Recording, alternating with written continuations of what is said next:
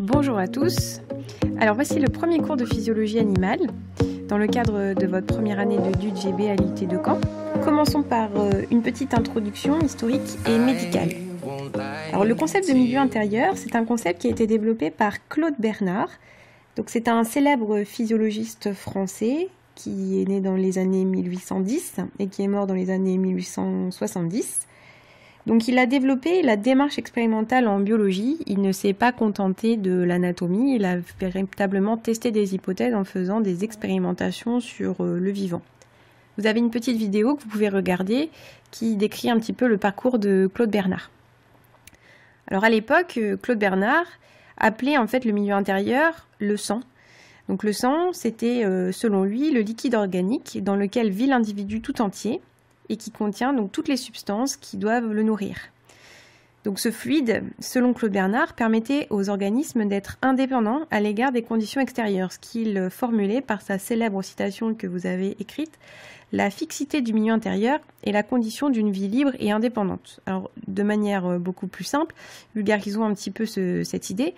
Vous en avez déjà entendu parler de la fixité du milieu intérieur en étudiant par exemple la glycémie. Donc même si les apports en sucre sont irréguliers, puisque vous mangez normalement par intermittence, le sang voit sa glycémie maintenue toujours à 0,8 g par litre, ce qui garantit un apport constant en sucre aux cellules.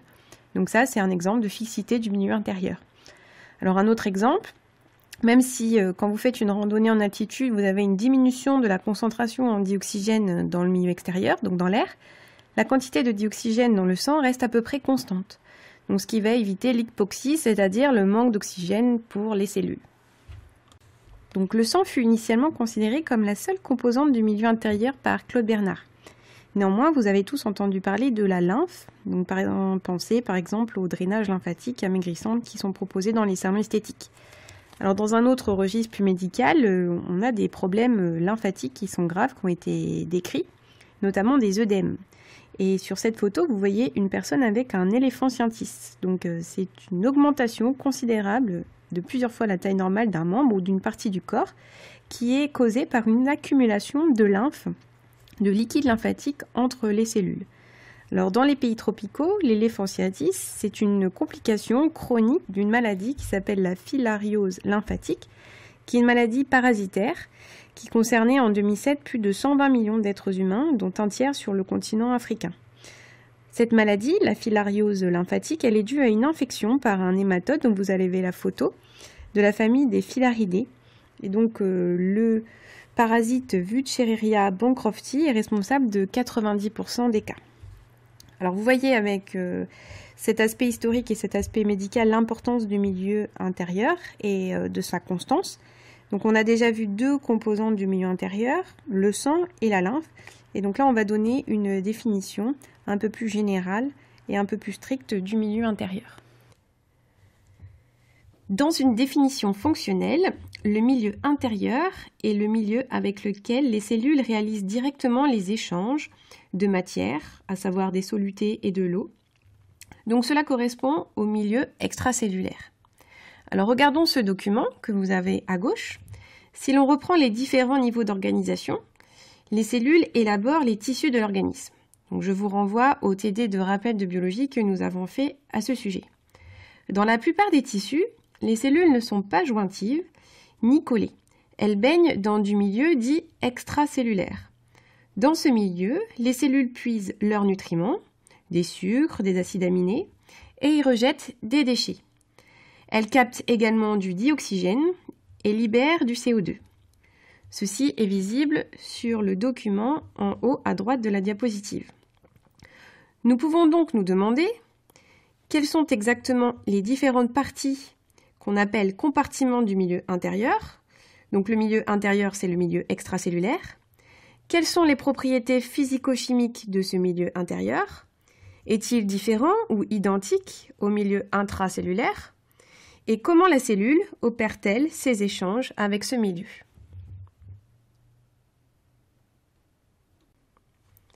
En répondant à ces questions, nous atteindrons les différents objectifs en termes de connaissance de ce chapitre, à savoir connaître la définition et les différentes parties, donc les différents compartiments et fonctions du milieu intérieur, L'autre objectif sera d'identifier les propriétés et la composition chimique du milieu intérieur en les comparant à celles du milieu intracellulaire. Enfin, nous essayerons de savoir prédire les mouvements d'eau et d'ions entre le milieu intérieur et le milieu extracellulaire avec une vision légèrement simplifiée qui se complexifiera en faisant vos études. Première partie, les définitions. Nous avons vu que le milieu intérieur correspond au milieu avec lequel la cellule réalise ses échanges directs de matière et d'énergie. Revenons tout d'abord sur une définition plus structurelle du milieu intérieur. Tout être vivant vit dans un milieu de vie appelé le milieu extérieur de l'organisme.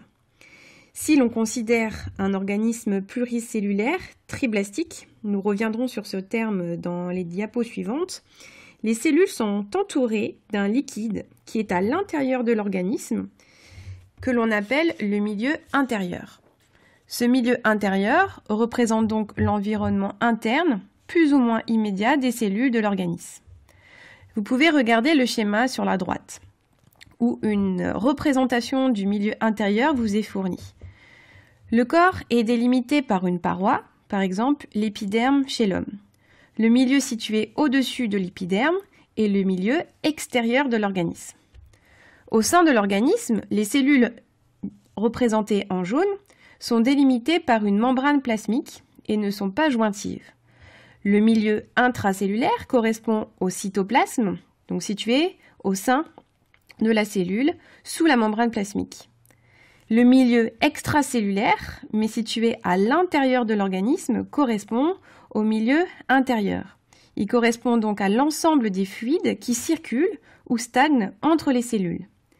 Il s'agit donc du sang qui circule dans des vaisseaux entre les cellules, de la lymphe qui peut être soit libre entre les cellules, mais qui circule également dans des vaisseaux lymphatiques. Précisons que le milieu intérieur n'existe que chez les organismes de grande taille appelés triblastiques. Alors que signifie triblastique ? Pour définir ce terme, réalisons une coupe transversale d'un organisme pluricellulaire. Par exemple, un chat. Ne soyez pas étonnés. Le chat est un animal triblastique. L'homme est un animal triblastique. La plupart des animaux sont en fait triblastiques, sauf les méduses et les éponges de mer qui sont diblastiques. Si l'on réalise une coupe d'un chat, on trouve de manière simplifiée 3 feuillets de cellules concentriques, c'est-à-dire 3 grands ensembles concentriques de cellules, tissus, organes, représentés par des couleurs conventionnelles. L'ectoderme en bleu, le mésoderme en rouge, l'endoderme en vert. Les méduses et les éponges de mer ne contiennent que l'ectoderme et l'endoderme. À quoi correspondent ces différents feuillets ? À l'extérieur, la paroi du corps, l'épiderme de la peau portant les poils chez le chat, constitue un premier feuillet appelé l'ectoderme.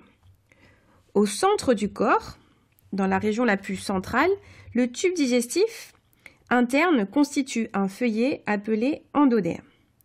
Les méduses ne possèdent donc que 2 feuillets.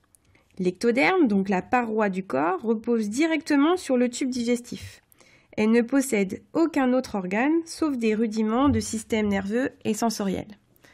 Chez les animaux triblastiques, les muscles, le squelette, les tissus de remplissage, par exemple le tissu adipeux, le tissu conjonctif, s'intercalent entre l'épiderme et le tube digestif.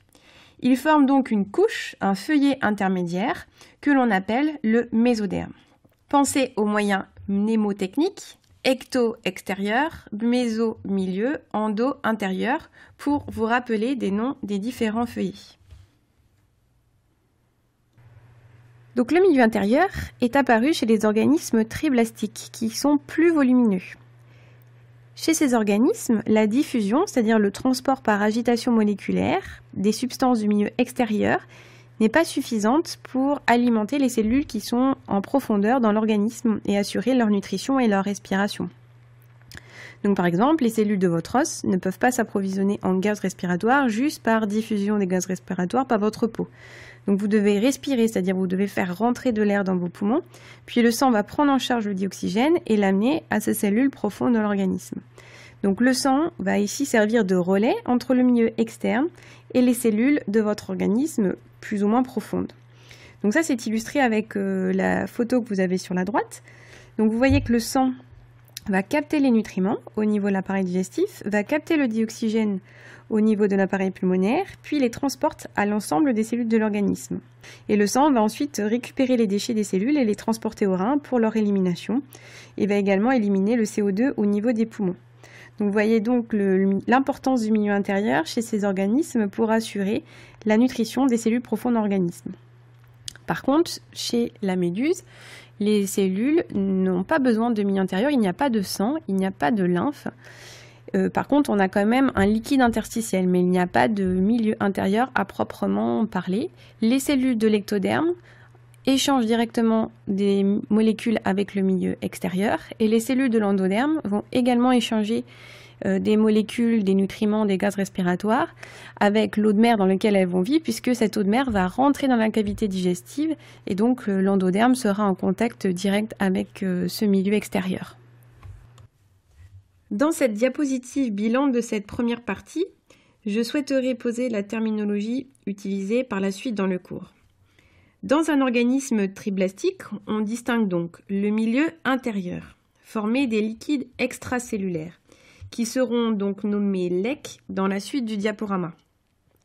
Ce milieu extracellulaire est situé à l'intérieur de l'organisme. Attention, vous faites souvent la confusion entre extracellulaire et externe à l'organisme. Dans un organisme diblastique, on distingue également les liquides intracellulaires, l'ensemble des cytoplasmes des cellules, qui seront nommés par la suite LIC. La barrière entre les deux liquides, le LIC et le LEC, est la membrane plasmique des cellules. Partie 2. Les différents compartiments du milieu intérieur. Nous avons vu que le sang et la lymphe appartiennent au milieu intérieur. Dans cette partie, nous allons établir de manière plus détaillée quelles sont les composantes du milieu intérieur et plus précisément quels sont les compartiments du milieu intérieur. Mais qu'est-ce qu'un compartiment liquidien? Alors un compartiment liquidien, c'est un ensemble de volumes contenant des solutions de composition identiques.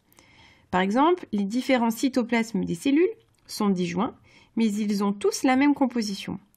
L'ensemble des cytoplasmes forme le liquide intracellulaire, qui est donc un compartiment liquidien. Nous pouvons considérer deux cas. Le cas des organismes à système sanguin fermé. Le sang ne se mélange pas à la lymphe. Il forme donc deux compartiments bien distincts.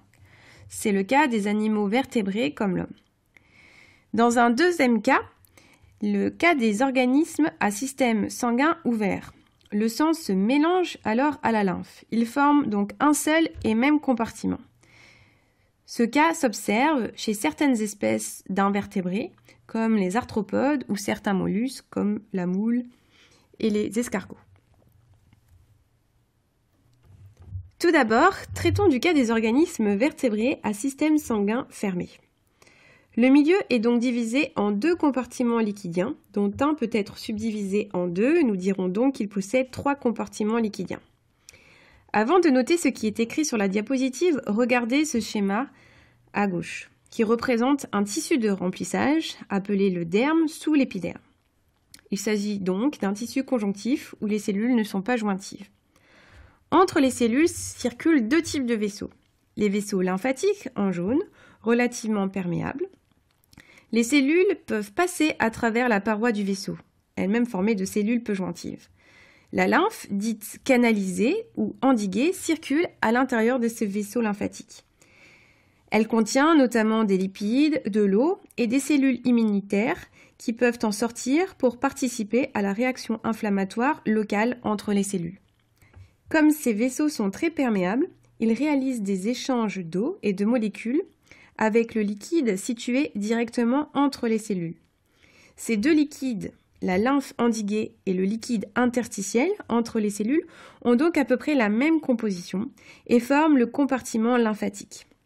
Le liquide interstitiel, donc situé dans les interstices entre les cellules, est donc aussi appelé la lymphe interstitielle. Petite remarque pour faire le lien avec le cours d'histologie. Nous avons vu que le liquide interstitiel s'enrichit en protéines et en sucre pour former la matrice extracellulaire qui décrit les tissus conjonctifs. Le deuxième type de vaisseaux qui circulent entre les cellules sont les vaisseaux sanguins en rouge sur le schéma.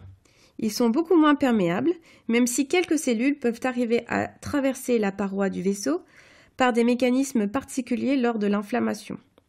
La composition du sang à l'intérieur des vaisseaux sanguins reste donc relativement différente de la composition de la lymphe endiguée et interstitielle. Le sang qui circule dans les différents vaisseaux sanguins constitue donc un autre compartiment appelé le compartiment sanguin. Ainsi, pour résumer, nous pouvons noter que le milieu intérieur est divisé en 3 compartiments liquidiens. Le premier, le compartiment lymphatique, lui-même divisé en compartiment lymphatique interstitiel, c'est le liquide appelé lymphe interstitielle localisé entre les cellules et qui stagne entre les cellules. Le compartiment lymphatique est également formé du système lymphatique circulant, contenant le liquide circulant dans les vaisseaux lymphatiques, mais aussi dans les organes lymphoïdes à rôle immunitaire. Ce liquide s'appelle la lymphe endiguée.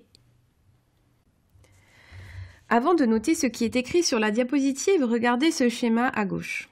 Sur ce document, nous voyons que la lymphe endiguée est reliée au sang. Les vaisseaux lymphatiques sont très perméables. Une partie de la lymphe interstitielle, donc située entre les cellules, pénètre dans les vaisseaux lymphatiques qui remontent ensuite jusqu'au niveau du cœur. La lymphe se déverse alors dans le sang au niveau de la veine sous-clavière. Il y a donc un mélange entre sang et lymphe. Mais pourtant, si l'on regarde la composition du sang et de la lymphe, elle est relativement proche du fait de ce mélange, mais elle n'est pas identique. Nous considérons donc qu'il constitue 2 compartiments liquidiens bien distincts. Pour comprendre le rôle de la lymphe endiguée, il faut avoir à l'esprit que les vaisseaux sanguins sont légèrement perméables. Au niveau des tissus, le sang libère, entre guillemets, des nutriments et du dioxygène vers les cellules. De l'eau est également perdue et passe à travers le filtre de la paroi des vaisseaux sanguins. Cette eau s'accumule entre les cellules et augmente la quantité d'eau de la lymphe interstitielle. Si aucun système ne compensait cette perte d'eau du sang, le volume sanguin diminuerait au passage dans les tissus et le liquide interstitiel augmenterait de volume. C'est ce qui se passe lors de l'apparition des œdèmes. La lymphe endiguée permet donc de récupérer l'eau du sang qui est perdue et de la ramener dans le compartiment sanguin afin de maintenir ce qu'on appelle la volémie, c'est-à-dire le volume total de sang circulant dans les vaisseaux sanguins, à peu près 5 litres. Ainsi, pour résumer, vous pouvez noter ce qui est écrit sur la diapositive. La lymphe forme donc un compartiment qui n'est pas fermé sur lui-même, car le canal lymphatique, ou le vaisseau lymphatique, se jette dans la circulation sanguine. C'est donc ce qu'on appelle un système ouvert, ce qui signifie que les vaisseaux sont ouverts à leur extrémité. Les capillaires lymphatiques prennent leur origine de tous les organes, ils drainent donc l'excédent de lymphe interstitielle, et sans lui, les liquides interstitiels gonfleraient et nous nous viderions de notre sang. Ce compartiment fait donc le relais entre la circulation sanguine et la lymphe interstitielle. La lymphe endiguée ramène l'eau en excès de la lymphe interstitielle en provenance du sang vers le sang. Nous avons donc vu que les 2 premiers compartiments du milieu intérieur sont la lymphe interstitielle et la lymphe endiguée. Le 3e compartiment est le compartiment plasmatique ou compartiment sanguin, qui est contenu dans les vaisseaux sanguins. C'est un système qui est fermé sur lui-même sur le plan mécanique, c'est-à-dire que les vaisseaux ne sont pas ouverts à leur extrémité. Le sang ne se déverse pas entièrement à l'extrémité des vaisseaux dans la lymphe. Dans cette définition, on néglige donc leur perméabilité décrite précédemment.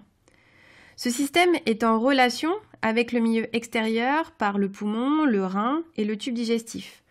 Le sang assure donc le lien entre le milieu extérieur de l'organisme et le compartiment interstitiel, la lymphe interstitielle, et les cellules de l'organisme grâce à ces échangeurs, ce que nous avons déjà décrit au début de cette partie dans la partie définition. L'efficacité du système sanguin vient du fait que le sang est mis en mouvement par une pompe, le cœur, qui permet de transporter rapidement les molécules des échangeurs jusqu'aux cellules profondes de l'organisme. Cette diapositive correspond à un schéma bilan qui représente les compartiments du milieu intérieur et résume leurs fonctions et leurs liens fonctionnels chez les vertébrés. Ce document est très important. Si vous le comprenez et le mémorisez, cela représente l'essentiel de ce qui est à retenir pour cette première vidéo. Le milieu intérieur est donc formé de 3 compartiments, le sang, la lymphe endiguée et la lymphe interstitielle. Le sang assure le relais entre le milieu extérieur de l'organisme et les cellules profondes de l'organisme grâce à des échangeurs. Le poumon, les reins, le tube digestif. Il transporte les molécules et les gaz respiratoires, entre autres. Le sang réalise des échanges avec la lymphe interstitielle. La lymphe interstitielle représente donc le milieu de vie immédiat des cellules, le milieu dans lequel elles baignent. La lymphe interstitielle sert de relais entre le sang et les cellules en apportant des nutriments et du dioxygène et en récupérant leurs déchets qui sont transportés vers le sang grâce à ce liquide interstitiel. Les échanges sont donc bidirectionnels, d'où la flèche à double sens sur le schéma. Alors, nous avons vu qu'une partie de l'eau du sang fuit dans la lymphe interstitielle. Cette eau et d'autres molécules sont donc captées par les vaisseaux lymphatiques et constituent la lymphe endiguée. Le transport se fait donc essentiellement de la lymphe interstitielle vers la lymphe endiguée, d'où la flèche à sens unique. Enfin, la lymphe endiguée récupère donc la lymphe interstitielle puis se jette dans le sang, ce qui rétablit la volémie sanguine. Il y a d'autres fonctions de la lymphe endiguée que nous n'aborderons pas dans ce chapitre.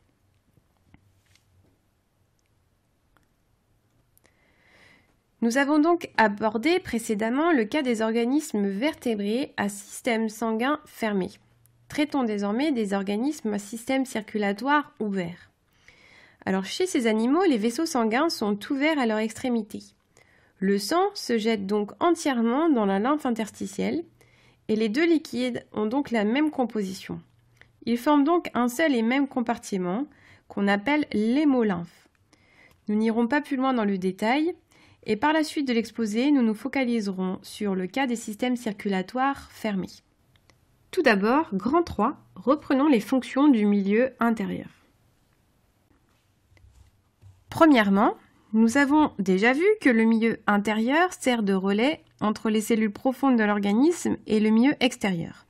C'est surtout le compartiment sanguin qui assure cette fonction. Il transporte les nutriments et gaz respiratoires du milieu extérieur vers les cellules. Il assure également l'excrétion des déchets des cellules vers le milieu extérieur grâce aux organes d'excrétion, notamment le rein formant l'urine et les poumons éliminant le CO2. Nous avons déjà beaucoup évoqué ce point, je n'insiste donc pas. Deuxièmement, le milieu intérieur atténue les variations du milieu extérieur dans l'environnement immédiat des cellules. Donnons quelques petites explications, ne notez pas pour le moment. Nous avons déjà parlé du concept de fixité du milieu intérieur dans le premier diaporama, concept qui a été développé par Claude Bernard et qui constitue une condition essentielle d'une vie libre et indépendante des organismes.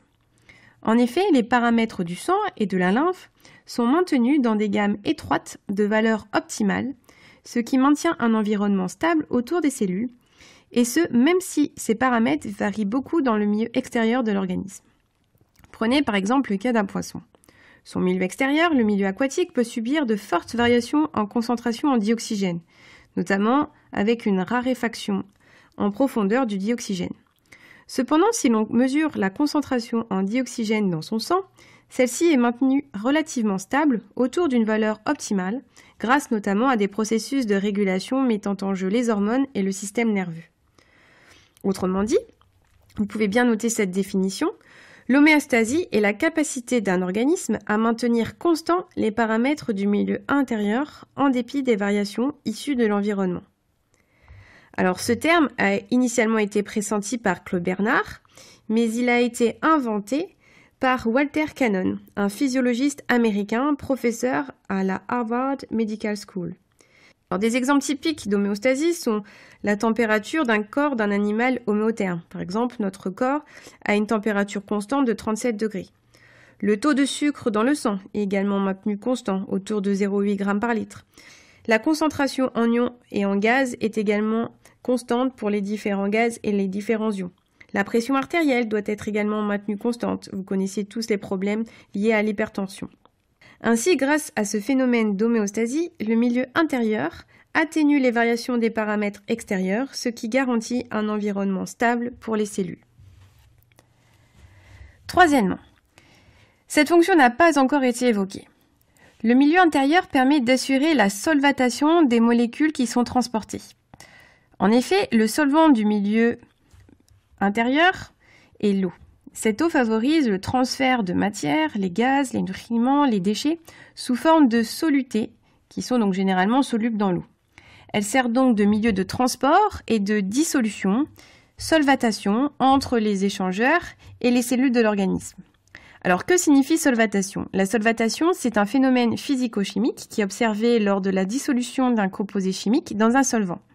Lorsqu'on introduit une espèce chimique, par exemple du NaCl, à l'état solide ou à l'état liquide, les ions ou les molécules de l'espèce chimique, à savoir le Na+ et le Cl-, vont se disperser dans la solution et vont interagir avec les molécules de solvant. Et cette interaction s'appelle la solvatation. Donc les ions Na+ et Cl- sont entourés, sont solvatés par des molécules d'eau. Ceci permet donc leur transport par la suite. Par ailleurs, l'eau va permettre également, au-delà du transport des molécules, de maintenir la structure active de certaines molécules organiques, comme par exemple les protéines. Rappelez-vous de vos cours de lycée. Donc les protéines sont des assemblages d'acides aminés qui vont prendre une forme spécifique dans l'espace, et cette forme, c'est ce qu'on appelle la structure tridimensionnelle. Ce repliement est essentiel pour le fonctionnement de la protéine. Par exemple, les enzymes, ce sont des protéines qui accélèrent les vitesses de réaction. Pensez aux enzymes digestives qui facilitent la dégradation des aliments. Elles ne fonctionnent que si leur repliement en 3 dimensions est correct pour former un site actif qui est complémentaire du substrat, c'est-à-dire de la molécule qu'elles vont transformer. Ce repliement est notamment permis par des interactions avec les molécules d'eau. Et d'autres molécules organiques, comme les lipides, s'organisent dans l'espace en réponse avec des interactions avec les molécules d'eau. Quatrièmement, nous allons voir dans la partie suivante que les liques et les lecs, donc les liquides intracellulaires et les liquides extracellulaires du milieu intérieur, n'ont pas la même composition chimique. Le sang n'a pas la même composition que le cytoplasme des cellules. De même, la lymphe interstitielle n'a pas la même composition que le cytoplasme des cellules. Ainsi, de part et d'autre de la membrane plasmique, on trouve deux milieux de composition chimique très différents. Ceci est à l'origine de l'apparition d'une différence de potentiel électrique appelée potentiel de membrane électrique. Je vais faire appel à vos connaissances de lycée. Vous avez appris qu'il existe un potentiel de membrane d'environ moins 70 mV de part et d'autre de la membrane plasmique de l'axone, lorsque celui-ci est au repos. Ce potentiel peut être enregistré en mesurant grâce à 2 électrodes et un oscilloscope les différences de potentiel électrique de part et d'autre de la membrane. Pour cela, une électrode est introduite dans le milieu intracellulaire sous la membrane et une autre électrode est introduite dans le milieu extracellulaire sur la membrane. Les 2 électrodes sont ensuite reliées à un oscilloscope. Au niveau de l'axone du neurone, l'oscilloscope affiche une valeur constante de moins 70 mV. Ceci provient de cette différence de composition ionique entre le lique et le lec. Par contre, lorsque le neurone est excité, ce potentiel varie. Le neurone émet alors un potentiel d'action, en simplifiant. Nous irons beaucoup plus dans le détail sur ce point dans le thème 2. Résumons donc cette diapositive en insistant sur le fait que cette différence de composition chimique entre les lecs et le lique est essentielle pour l'activité du système nerveux de l'organisme. Nous pouvons donc nous demander quelles sont les compositions chimiques du milieu intérieur et du milieu intracellulaire. En quoi diffèrent-elles? C'est ce que nous allons aborder dans cette partie 4. Tout d'abord, voyons quelle masse représentent les compartiments liquidiens, liques et lecs confondus, dans le corps humain. Sur ce tableau, vous pouvez lire la masse d'eau en pourcentage de masse corporelle chez des individus de différents âges, soit masculin, H pour homme, soit féminin, petit f. 50% signifie qu'un individu de 50 kg contient 25 kg d'eau. Vous pouvez constater que l'eau, intracellulaire et extracellulaire, représente entre 45 et 75% de la masse du corps. Le pourcentage d'eau totale dépend du sexe. Le pourcentage chez la femme est inférieur au pourcentage d'eau chez l'homme. Ceci est notamment lié au fait que les femmes possèdent plus de masse graisseuse, ce qui est lié à la fonction de reproduction. Le taux d'adiposité influence donc le pourcentage d'eau dans le corps. Le pourcentage d'eau totale dépend également de l'âge. Les fœtus sont plus riches en eau que les personnes âgées.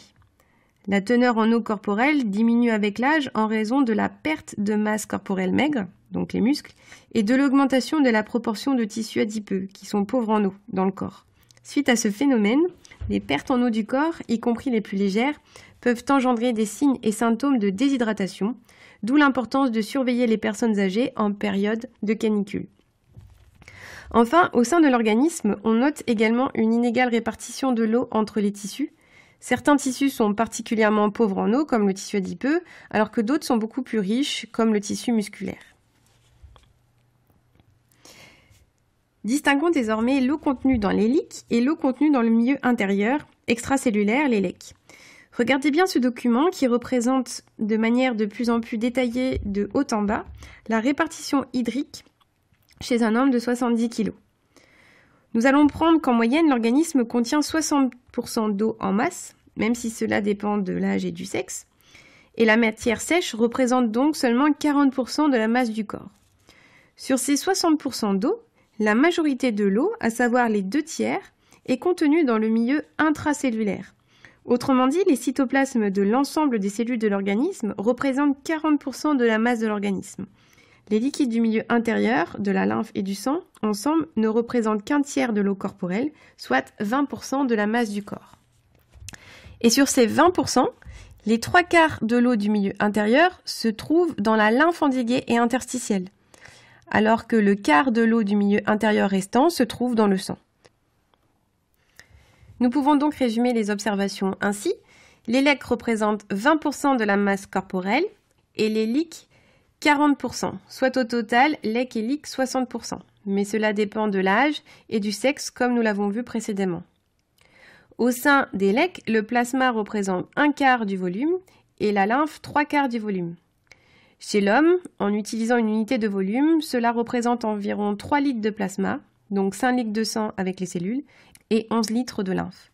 Vous pouvez donc retenir l'ordre décroissant, lique, lymphe, sang, concernant la quantité d'eau contenue dans ces différents compartiments. Nous allons donc désormais comparer la composition chimique des liques et des lecs.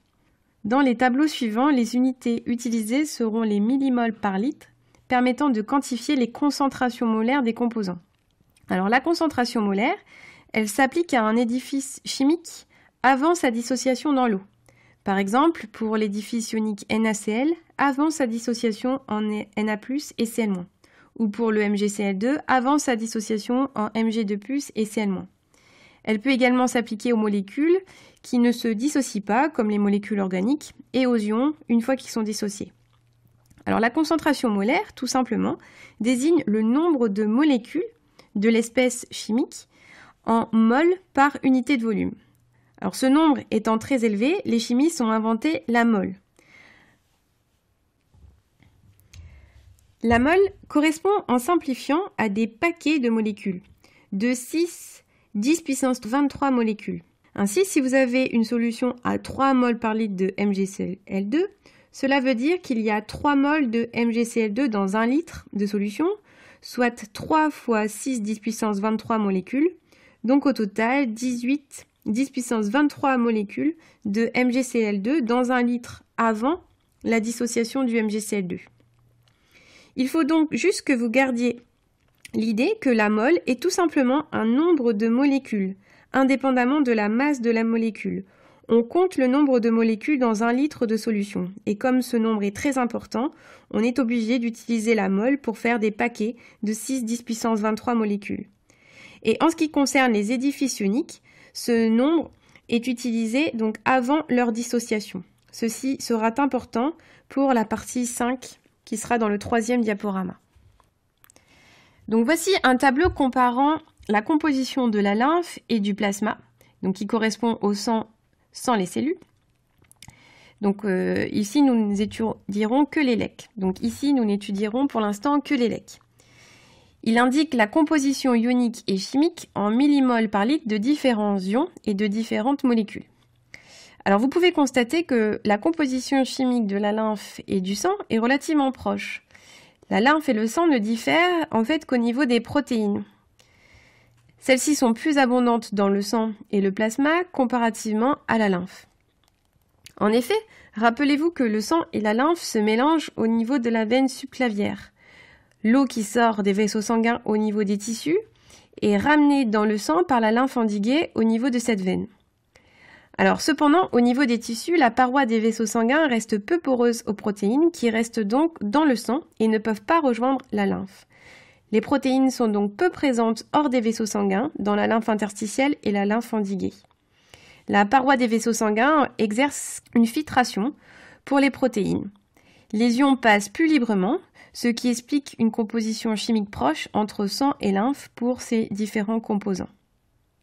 Alors on constate que dans la lymphe et le sang, les ions dominants sont les ions Na+ et Cl-. Ce sont notamment ces ions qui servent à constituer les solutions physiologiques médicales. En médecine, la solution physiologique a plusieurs fonctionnalités. Vous l'avez peut-être déjà utilisée pour nettoyer les yeux lors d'infections oculaires. Elle est également utilisée comme solution pour réhydrater les patients victimes de déshydratation. Alors dans le sang et la lymphe, on trouve également beaucoup d'ions hydrogénocarbonate, HCO3-, qui participent à la régulation du pH du sang et de la lymphe. Et d'autres molécules non détaillées ici vont circuler dans la lymphe et le sang, notamment des molécules organiques comme les lipides, les glucides, l'urée qui est un déchet cellulaire des protéines, et la créatine qui est une molécule énergétique utilisée dans le métabolisme du muscle. Un petit calcul non réalisé sur cette diapositive montrerait que le sang et la lymphe sont également électroneutres. Ainsi, la concentration de charge portée par les anions est égale à la concentration de charge portée par les cations ou d'autres molécules chargées positivement. Alors rappelons que les anions sont les molécules chargées négativement et les cations les ions chargés positivement. Pour ce calcul, il faut prendre en compte la charge portée par la molécule. Ainsi, un ion Ca2+ apporte 2 fois plus de charge qu'un ion Na+ dans la solution. Et donc si on prend en compte la concentration de chaque ion et la charge portée par chaque ion, on constate qu'il y a autant de charges positives portées par les cations que de charges négatives portées par les anions. Il y a donc une neutralité électrique, d'où le terme électroneutralité. Nous n'irons pas plus dans le détail ici, un petit exercice vous sera proposé en travail dirigé pour ceux qui souhaitent creuser un peu plus cette notion. Comparons maintenant la composition des LEC avec celle des LIC, donc la composition des cytoplasmes. Les LIC et les LEC n'ont pas du tout la même composition chimique. Vous pouvez constater que les ions dominants dans le cytoplasme ne sont pas le Na+ et le Cl-. Il s'agit essentiellement des ions K+, des ions Mg2+, ainsi que des anions phosphates. Les anions phosphates participent notamment à la régulation du pH intracellulaire. Ainsi, tous les ions ne sont pas à l'équilibre de part et d'autre de la membrane. Ils n'ont pas la même concentration dans les LIC et les LEC, ce qui est responsable donc de l'apparition d'une différence de potentiel électrique. Et les ions vont donc subir des transports à travers la membrane afin de rétablir un équilibre de leur concentration de chaque côté de la membrane. À terme, on peut donc s'attendre à ce que les LIC et les LEC aient la même composition chimique.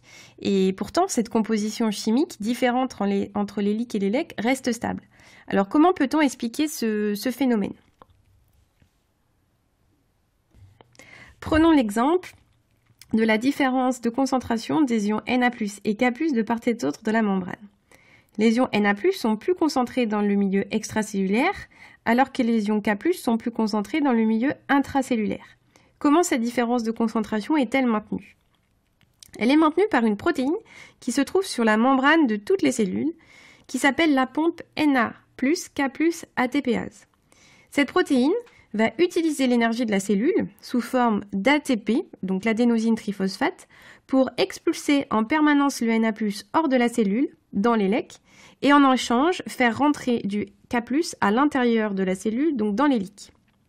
En effet, le Na+ a tendance naturellement à rentrer à l'intérieur de la cellule puisqu'il est plus concentré à l'extérieur qu'à l'intérieur. À terme, il cherche à atteindre un équilibre des concentrations de part et d'autre de la membrane. Ce transport est contrebalancé par l'activité de la pompe NaK qui va expulser le Na+ à l'extérieur de la cellule. C'est le phénomène inverse pour les ions K+. Le K+ est plus concentré à l'intérieur de la cellule. Il a donc tendance naturellement à sortir de la cellule afin d'atteindre un équilibre. Et ce transport est donc contrebalancé par l'activité de la pompe NaK qui va récupérer le K+ qui était sorti de la cellule pour le ramener à l'intérieur de la cellule. Finalement, de manière un peu philosophique, on peut donc dire que la cellule est donc en permanence en déséquilibre ionique. Et ce déséquilibre est maintenu par des protéines situées dans la membrane plasmique. D'autres protéines contrôlent les répartitions des autres ions comme le calcium, le chlore. La vie cellulaire repose donc sur un état de déséquilibre. Si l'équilibre était atteint, l'organisme ne pourrait pas réaliser ses fonctions vitales. Autrement dit, l'équilibre c'est la mort et le déséquilibre c'est la vie. Alors d'après ce tableau, vous constatez aussi que les répartitions ioniques ne sont pas les seules différences entre LIC et LEC. Vous pouvez voir que les LIC contiennent beaucoup plus de protéines. Les protéines sont notamment synthétisées dans le cytoplasme des cellules et y jouent des rôles structuraux, métaboliques. Elles participent à l'expression génétique au sein de la cellule. Je vous renvoie au TD de soutien que nous avons fait sur les molécules pour cette notion. Enfin, un petit calcul montrerait que les LIC sont également électroneutres comme les LEC. Ils ne sont pas chargés. Si on prend en compte la concentration de chaque ion des LIC et la charge portée par chaque ion dans ces cytoplasmes, on constate qu'il y a autant de charges positives portées par les cations que de charges négatives portées par les anions. Il y a donc électroneutralité. Pour conclure cette partie, je vous invite à apprendre le petit schéma bilan suivant, en bas de la diapositive, résumant les caractéristiques physiques, à savoir les volumes, et chimiques, à savoir les compositions en molécules et en ions dominants, des LIC et des LEC. Rayons donc les localisations des échanges des molécules entre les compartiments, ainsi que les mécanismes qui régissent ces échanges de molécules. Il faut déjà bien visualiser où se réalisent les échanges de molécules entre les compartiments. Dans tous les cas, les molécules échangées sont soit de l'eau, soit des ions, soit des molécules organiques comme le glucose ou les acides aminés. Alors ces échanges se produisent, comme le montre le schéma, soit entre le sang et la lymphe interstitielle, c'est ce qui est écrit en petit 1. Donc ces échanges se font à travers les cellules de la paroi des capillaires sanguins.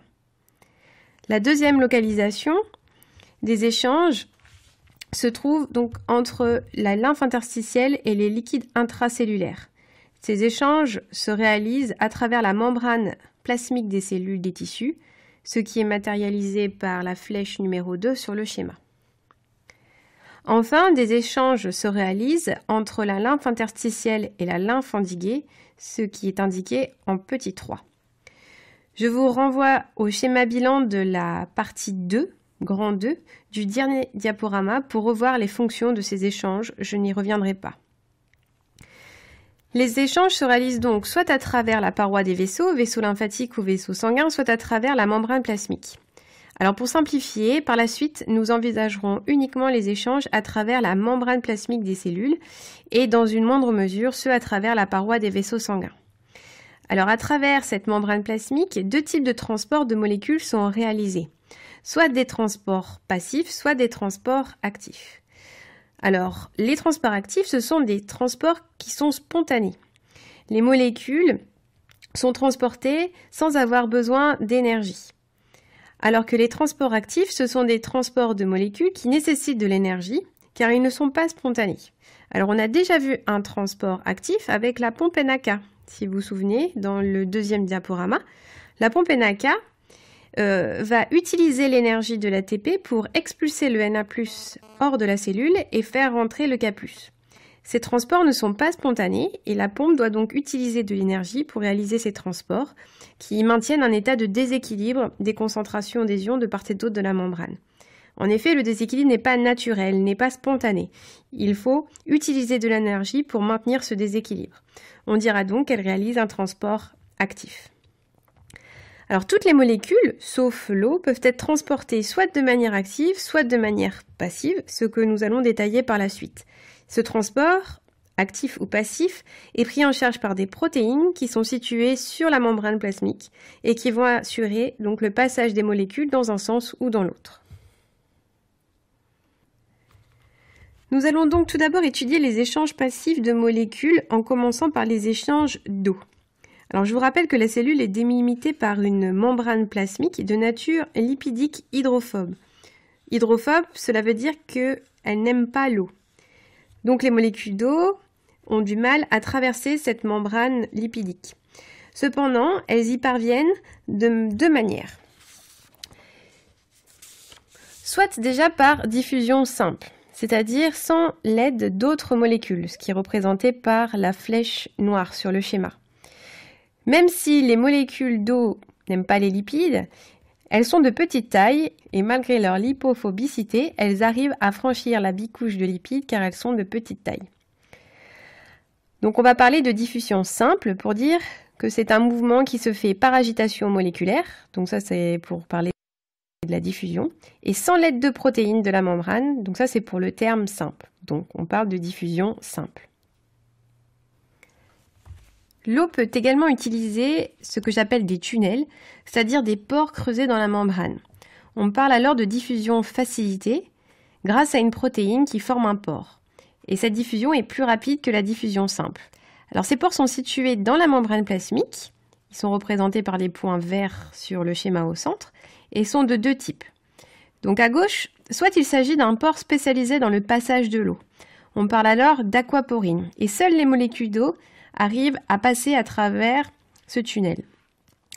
À droite, vous voyez qu'il existe d'autres types de pores. Il s'agit de pores qui laissent passer les ions, mais également l'eau qui entoure, qui solvate les ions.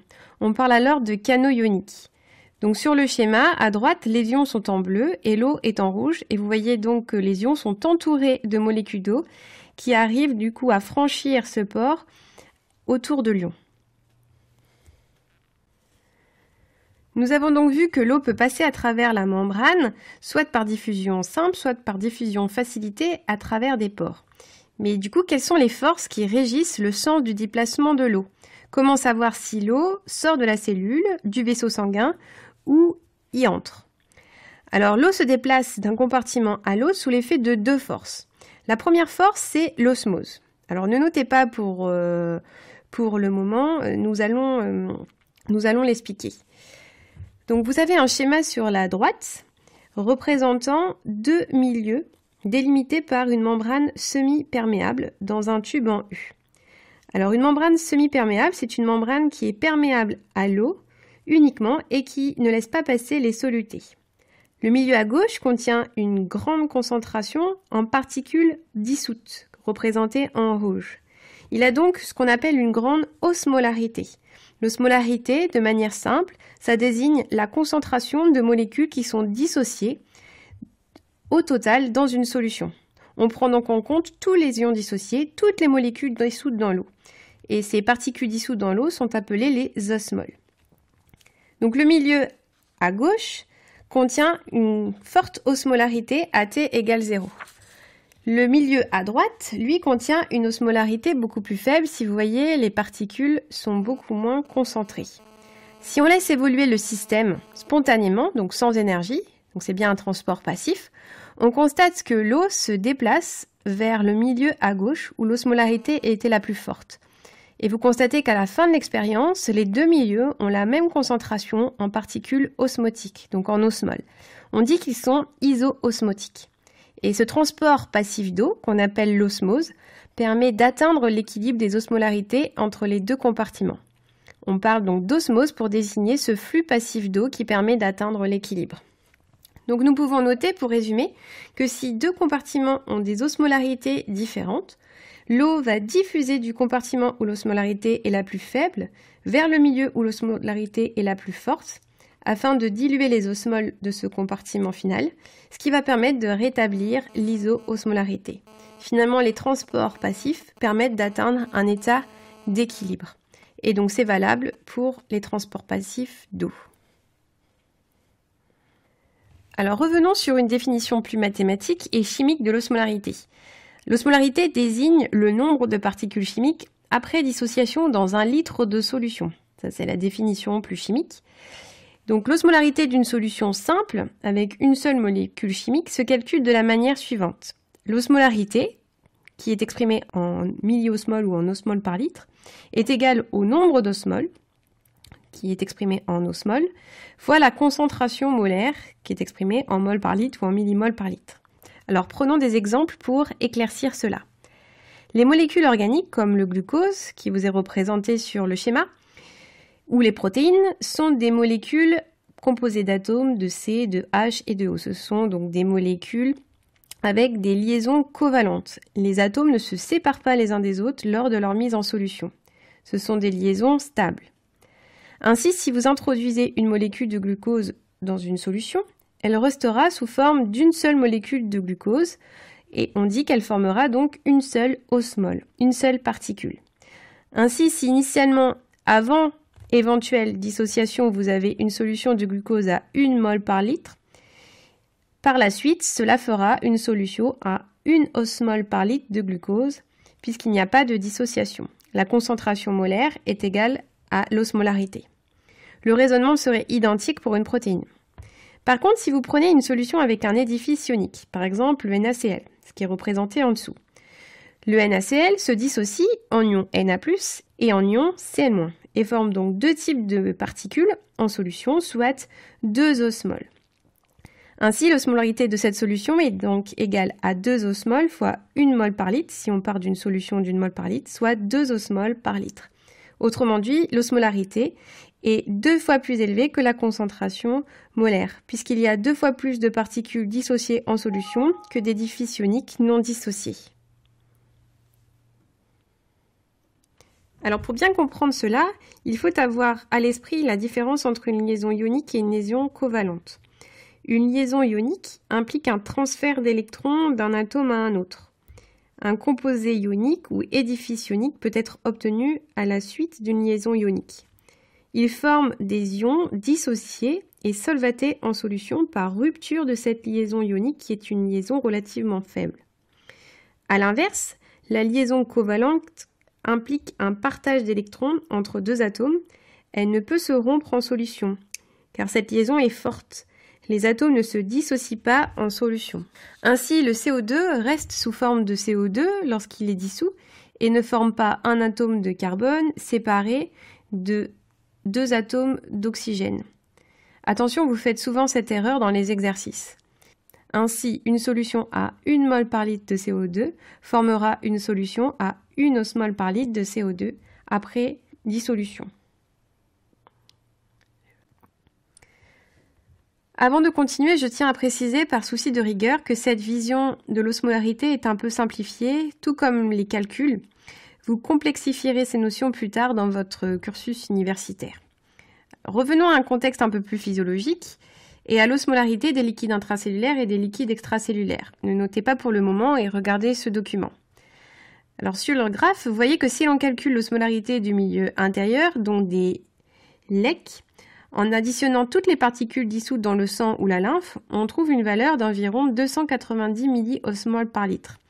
Alors les particules dissoutes, ils sont essentiellement le Na+, le Cl- et les ions hydrogénocarbonates. Par ailleurs, si l'on calcule l'osmolarité du milieu intracellulaire, donc des LIC, en additionnant toutes les particules dissoutes dans le cytoplasme, on trouve une valeur d'environ 290 milliosmoles par litre également. Par contre, les particules dissoutes, ils sont essentiellement les ions K+, les ions Mg2+, et les ions phosphates, ainsi que les protéines.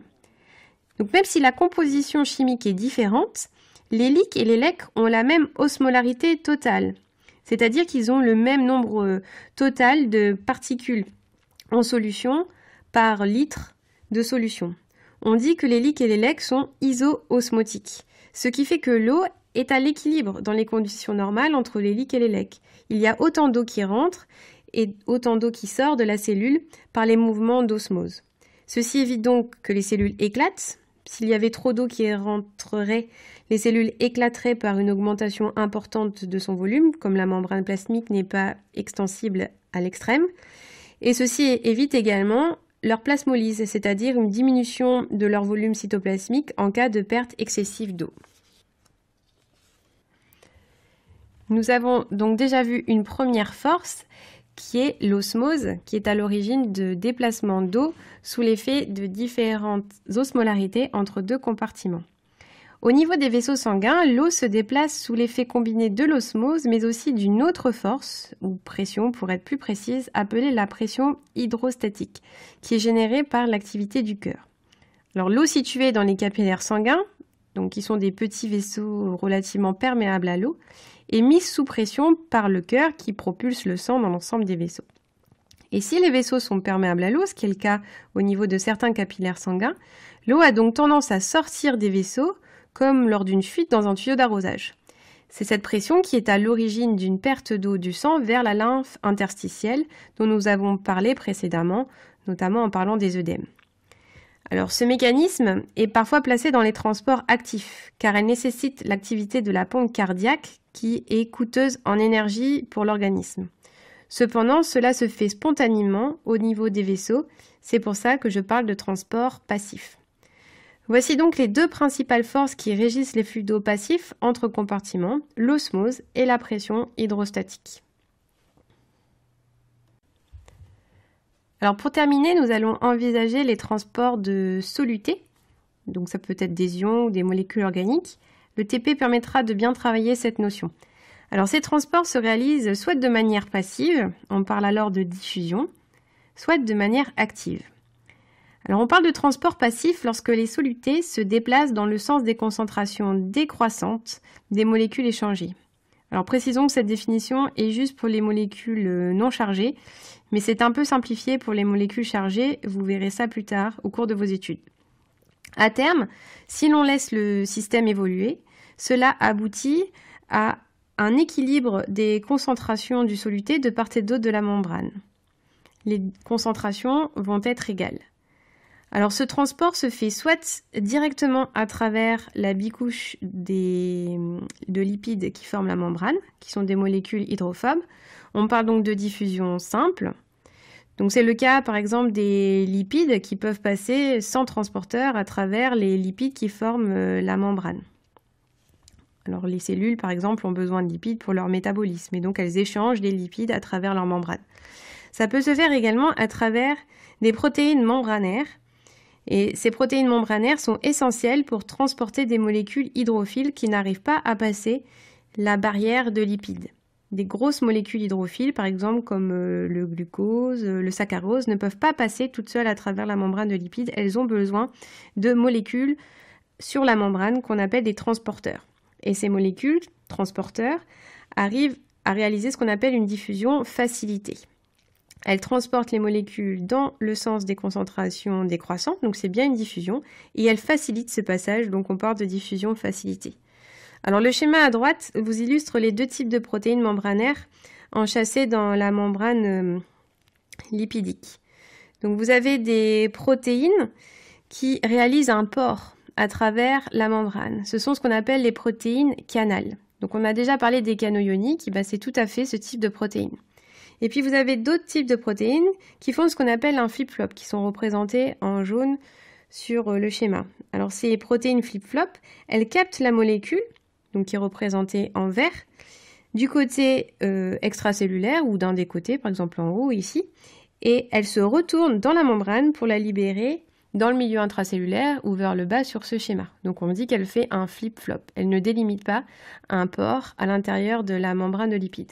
Alors sur ce schéma, pour bien comprendre, les lipides ils sont représentés en bleu, ils représentent donc la membrane plasmique, et la molécule qui est transportée est représentée en vert. Et donc vous voyez qu'elle est plus concentrée vers le haut que vers le bas. Donc si la molécule de la membrane, le transporteur, fait passer la molécule du haut vers le bas, alors c'est qu'elle réalise un transport passif.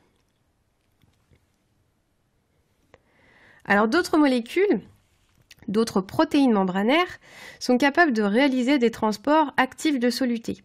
Alors les transports actifs, comme c'est écrit, se réalisent dans le sens des concentrations croissantes des molécules échangées.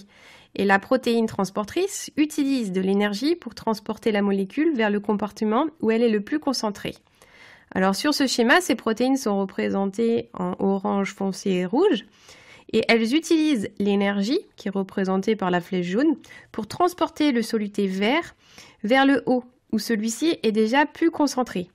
Donc ceci s'oppose au transport naturel du soluté vers le bas, qui se fait sans énergie. Donc il s'agit d'un transport actif, puisque ça s'oppose à l'évolution naturelle du système, vers un état d'équilibre. Donc vous travaillerez plus en détail ces notions en cours de biologie cellulaire. Je veux juste que vous ayez l'idée qu'il y a deux types de transports, des transports passifs qui sont naturels, qui se font dans le sens des concentrations décroissantes, et des transports actifs qui sont non naturels, qui nécessitent de l'énergie et qui se font dans le sens des concentrations croissantes. Le cours sur le milieu intérieur est terminé.